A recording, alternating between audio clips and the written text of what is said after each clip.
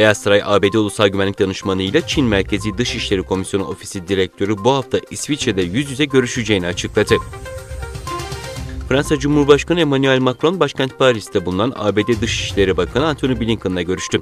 Avustralya'nın Fransa ile imzaladığı denizaltı anlaşmasını iptal ederek ABD ve İngiltere ile ortaklık kurmasıyla yaşanan krizin ardından Fransa Cumhurbaşkanı Emmanuel Macron, ABD'li üst düzey isimle ilk kez yüz yüze temas gerçekleştirdi.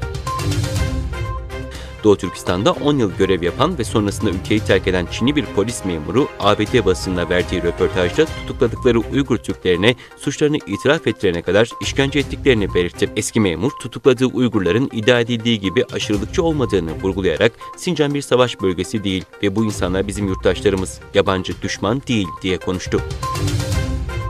Kanada'da yapılan son araştırmalar ülkedeki iş gücü ihtiyacının giderek arttığını gösterdi. Ülkedeki en büyük eleman açığının sağlık sektöründe yaşandığı belirtildi. Koronavirüs salgını ise mevcut iş gücü ihtiyacını daha da kötüleştirdi. Hindistan, Rusya'dan S-400 hava savunma sistemi alıyor. İlk füze ve bataryalar bu yıl sonuna kadar Yeni Delhi'ye teslim edilecek.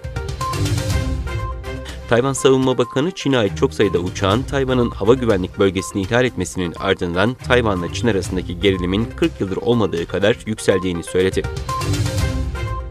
Tokyo 2020 Organizasyon Komitesi, Temmuz-Eylül 2021 döneminde bilgisayar korsanlarının hedefindeki uluslararası turnuvada yaşanan siber saldırılara ilişkin açıklama yaptı. Buna göre 23 Temmuz'da Tokyo Olimpiyatlarının başlangıcından 5 Eylül'de Paralimpik oyunlarının bitişine kadar resmi internet sitesi ve turnuva sistemine karşı yaklaşık 450 milyon siber saldırı yapıldı.